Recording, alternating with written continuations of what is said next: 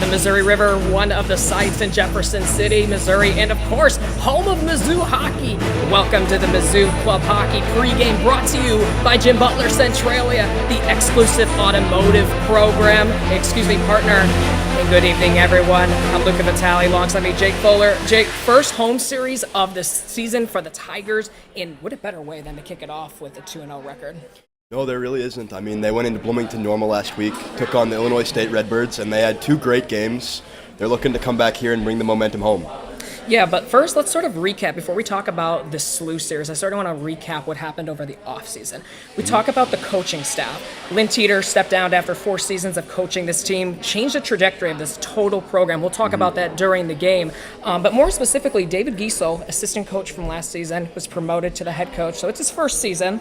And then we got to talk about other guys like Bob Butcher, who was a former Missouri State head coach, very familiar with a lot of these guys. John Lamond, who is a former Mizzou coach himself, and then Locke Thompson, who is the goaltending coach. So as someone that has played hockey in the past, can you sort of talk to me, like, what is it like getting to sort of get to know your coaches and sort of gelling them and just coming out and performing like the way they did last weekend? Well, I mean, it's interesting. It's always going to be tough starting off with the new coach. Everyone who has played can tell you that. You've just got kind of a culture that you've got to rebuild, especially coming out of that first ever MACHA championship last year, that beautiful trip to Nationals. Right.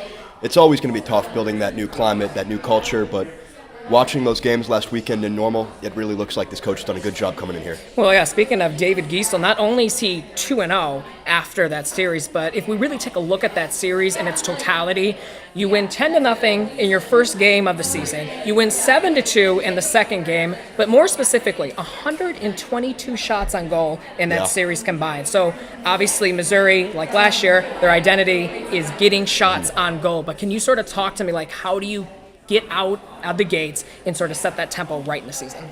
Well, you know, tempo is really important in hockey. I mean, really, you're never going to score if you don't pepper some shots on the goalie. And obviously, we've got a really good offensive-minded team. Scored a lot of goals so far this season, playing in a dominant fashion.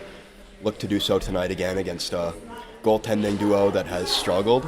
But, you know, we'll see. It really looks like this captain, Nick Spolec, Andrew Knapp as well, doing a really good job getting their shots out there. You look at the MACHA stats, we've got guys up on the top of the board in terms of goals, in terms of points, and in terms of shots on goal. So really a good offensive-minded team, and I think they'll look to score a lot again tonight. I'm glad you mentioned Nick Spolec. He's one of those players last year that made a run at the national tournament, and we sort of talk about that. We're going to sort of talk about the overhaul, sort of going from this season to the last season, the turnover.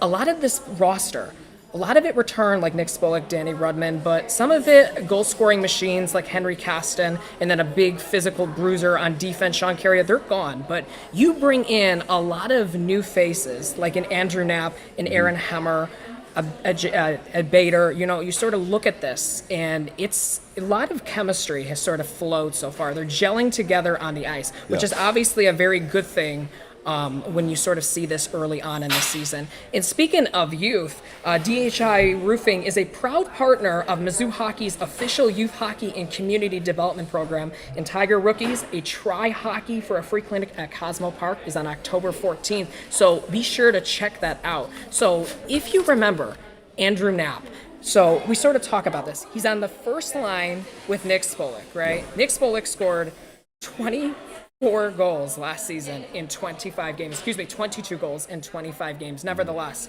very impressive. But when we look at Andrew Knapp and what he has done, you take him into the equation, put Nick Spolec in that, he's on the same line. Just take a look at some of these stats right here. Insane what he has done. He's had his first hat trick in his second ever game that he's ever played in college. Sort of, let's take a look at this and say, how has he made this profound impact this early? It is interesting. Andrew Knapp, obviously a pure goal scorer. He's got 5 goals, tied for first in the MACHA South in terms of goal-scoring leader. But really the way Nick Spolec has shifted his game from being that primary goal scorer last year to now a guy, he's got 10 points in 2 games. Only 2 of those are goals. He's got 8 assists through these first series so far. So how he's kind of shifted into this role, getting those passes off, creating opportunities for his line mate Andrew Knapp.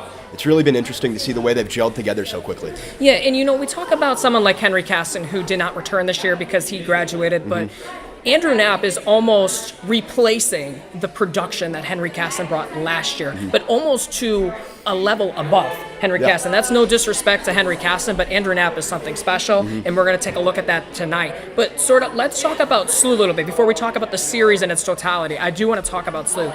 They're a lot like Mizzou. A lot of turnover going in from this season to last season, and they lost a lot of their big stars. Nick Corker, a goal-scoring machine, Patrick Waterman. Those are two names that they lost, but they brought in a lot of freshmen, especially Michael Pugachev, who's on defense. He's a goal-scoring machine. He's a great scoring opportunities for his teammates. Sort of talk to me about how are you able to be a freshman and just make such a profound impact that early? I mean, a good hockey player is always going to be a good hockey player, no matter what age you are. Whether that's Jaromir Jagr still playing at 50 or Connor Bedard going and doing what he did at the World Juniors at 16. So really, I think it's interesting the fact that they've had this much trust in Pugachev this early in the season. Coming in as a freshman, it's very impressive that he's been able to gel with his teammates so quickly. You can tell he's definitely making an impact in practice, and you can tell he's also making an impact on ice. St. Louis only played one game so far, but you'll definitely be looking for him tonight on the ice. I think he's going to be a big impact player this season. Yeah, and you mentioned that they won the one game, and because they've only played one game so far, but that was against in-state rival WashU. And if those that remember, Mizzou has actually beat WashU in last year's conference tournament to get to that championship. So definitely something interesting to look at. But let's take a look here that SLU, they beat the Forest Park Cup. I don't know what that was before this, but, you know, apparently it is very prestigious in St. Louis, almost what the Blues are right now to St. Louis. So I found that really interesting. So just a little fun fact for you. But what I will say is SLU, just like last season, they allow a lot of shots in the low slot. And when you allow a lot of shots in the low slot, you're getting yourself in trouble with someone like Nick Spolec and Andrew Knapp on that first line. But they are very disciplined. And as you saw, Mizzou, not very disciplined in that first game coming out of the gate. No. It is interesting to see you look at all the penalties that were taken in that last series. You know, obviously not what you want to see this early in the gate, but hopefully talked it over this week in practice. Hopefully everyone comes into this game feeling disciplined tonight, and we can keep 5 guys on the ice at least for most of the game.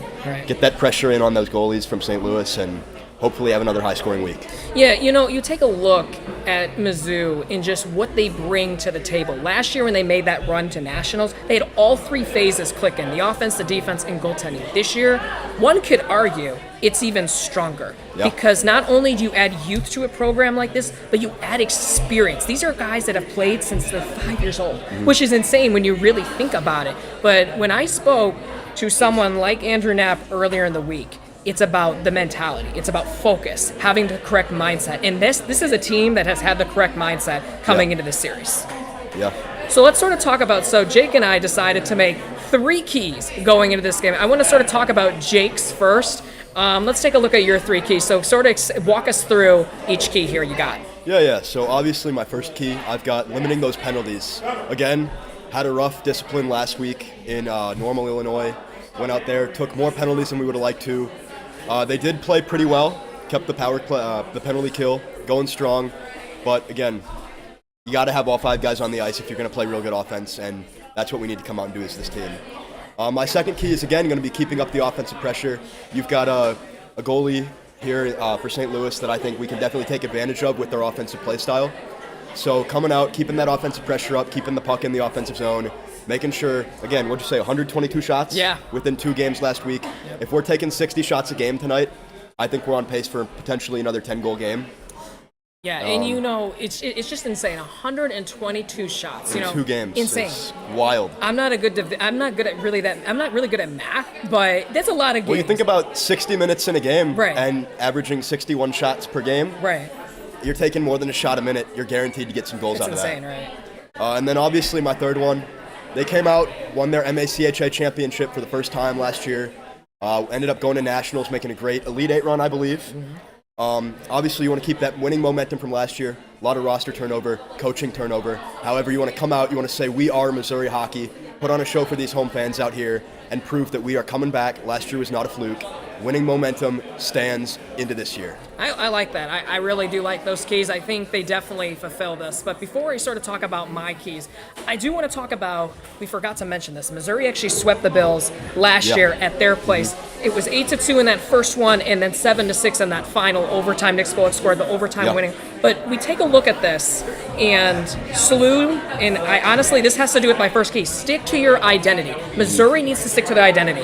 What does that identity look like? It has to do with use your speed, utilize that speed. Andrew Knapp, Nick Spolec, Danny Rudman. Not only is Danny Rudman very physical, like a Tom Wilson in the NHL, but he's very fast. So you got to take a look at that. You got to be able to score. You got to get shots on net.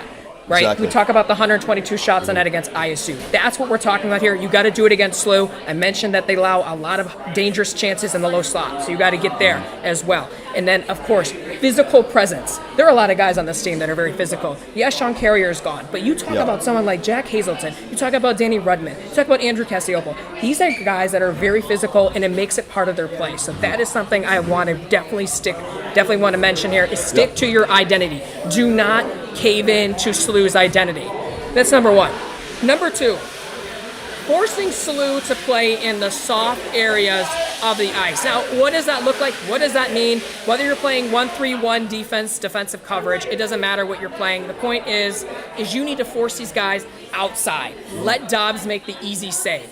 He's an elite goaltender. We saw it last year. We're seeing it this year again.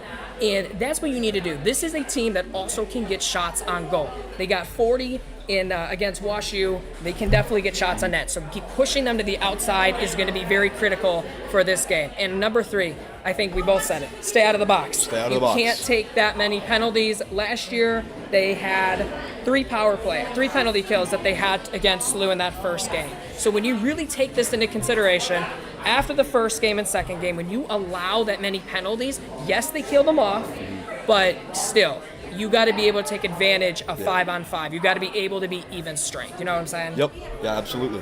So let's sort of talk about our picks. Obviously, it's tough to go against your home team, but looks like right here, we got both of us. Both of us are Missouri, so I don't know if we are a jinx or something. Hopefully not. I don't think we're a jinx. We'll find out after this game. But why'd you pick Missouri? I picked Missouri. Obviously, you see Knapp and Spolec. You've got our Matthews and Marner, our McDavid and Draisaitl out there. Yeah. I like to see Danny Rudman. You talked about his speed earlier. Sort of a Dylan Larkin type player. Cassioppo, I think, is going to be great physically out there. Yeah. And then we have Dobbs starting in net tonight, I believe. Yeah, we do have Dobbs. Dobbs, amazing goaltender. So fun to watch. I think it'll be electric to see him in net tonight. Really, looking at this team, looking at how well we played last weekend, I don't see any major holes yet.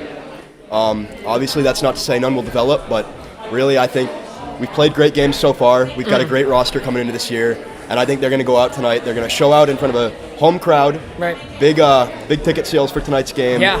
Got a lot of people here, and I think they're going to really prove Mizzou Hockey is back for another year. Yeah, and you mentioned coming out strong. You said that, a fast start, right? And when you sort of talk about that, last year was not the same story. You look at Missouri State, in that series, they took one out of the 2. Yes, Missouri State is one of the better teams in the nation. They made the conference championship last year. No disrespect, but at the end of the day, they looked slow last year, Missouri, when they came out of the gate. They looked really slow. They looked a little lethargic. They looked like they weren't ready. This year, that was a pouncing they did on ISU, and that's when you know you're ready to go. But in all seriousness, for Missouri, I honestly think they have the edge in speed.